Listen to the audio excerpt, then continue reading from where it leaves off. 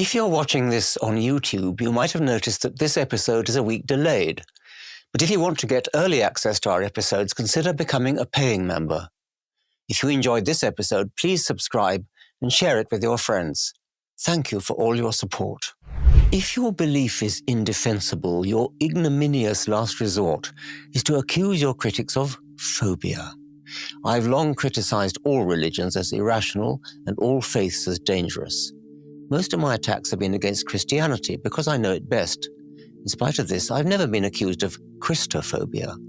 But I am regularly berated for Islamophobia, and I even had a radio broadcast in California about a totally unrelated subject cancelled because of my reputation for Islamophobia.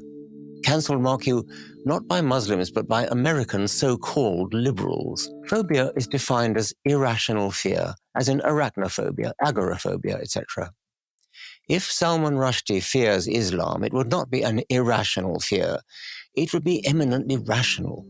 At the whim of a nasty, bigoted old man in Iran, in character strongly resembling the Abrahamic God, Rushdie has lived much of his life with a massive bounty on his head. He's recently suffered a religiously motivated stabbing, which has left him blind in one eye. Rational fear is not phobia. In fact, Sir Salman has shown exemplary courage. The British system of awarding knighthoods, though often criticised, was vindicated with a vengeance when he was honoured by the late Queen. The Rushdie fatwa tempts journalists to ask interviewees whether they get death threats. Interviewers, possessing a modicum of intelligence, can work out for themselves why it is an irresponsible question which should obviously not be put. Unfortunately, not all interviewers are intelligent. I'm not used to doing commercials, but this one means a lot to me. I'd like to invite you to join me at this year's SciCon event, the annual conference of the Committee for Skeptical Inquiry, founded by Paul Kurtz, Martin Gardner, James Randi, Isaac Asimov, Carl Sagan, and others.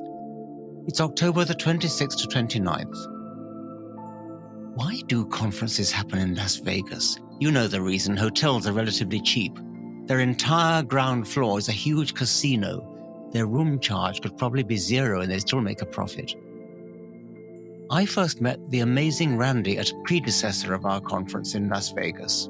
He gestured to our surroundings, the opulent marble, the kitsch decoration, the fountains, the round-the-clock flashing bright lights.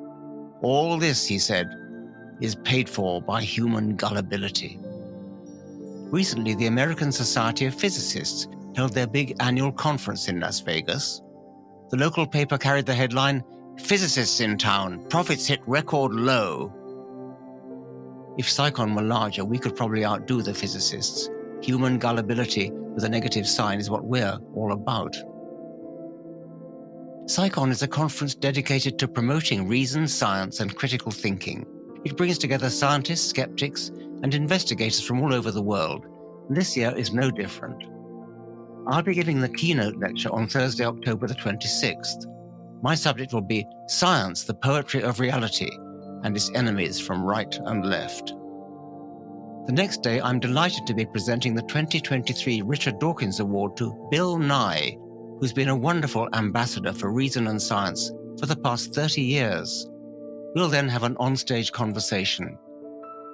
This year's SciCon lineup also features Penn and Teller, Paul Offit, Naomi Oreskes, Seema Yasmin, Mick West, Natalia Pasternak, and many, many more.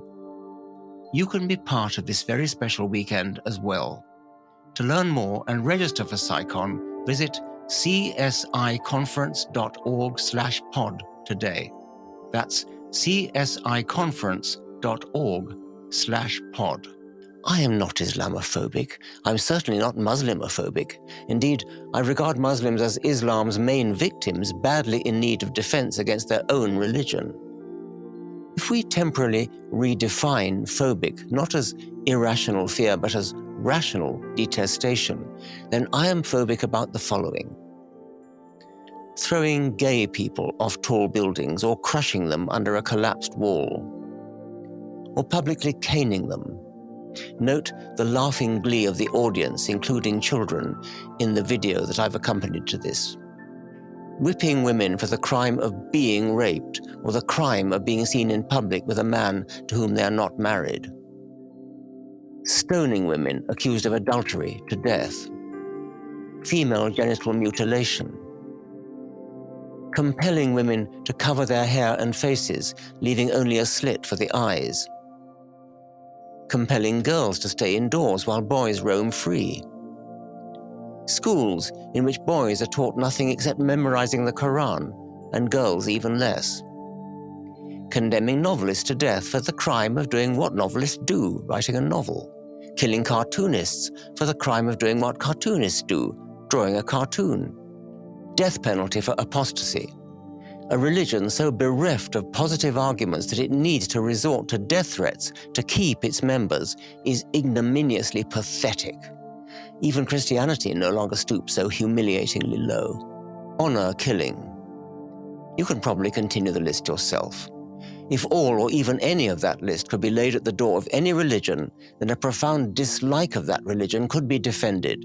It certainly is not the case that most individual Muslims would endorse the list, although it has to be admitted that more than a quarter of British Muslims wanted Salman Rushdie to be killed, and nearly 2/3 thought the satanic verses should be burned. It's often pointed out that Christianity used to be just as bad, and it still is just as irrational. But the worst excesses of Christianity now thankfully lie in the past, if only the same could be said of Islam. What is especially galling is those Western liberals who think Islam is a race and are so terrified of being thought racist that they refrain from criticizing the above horrors, even those perpetrated against women and gays. Islamophobia is a deeply silly and pernicious abuse of language, and is not the only fashionable word ending in phobia that condemns itself as a last resort substitute for rational discussion.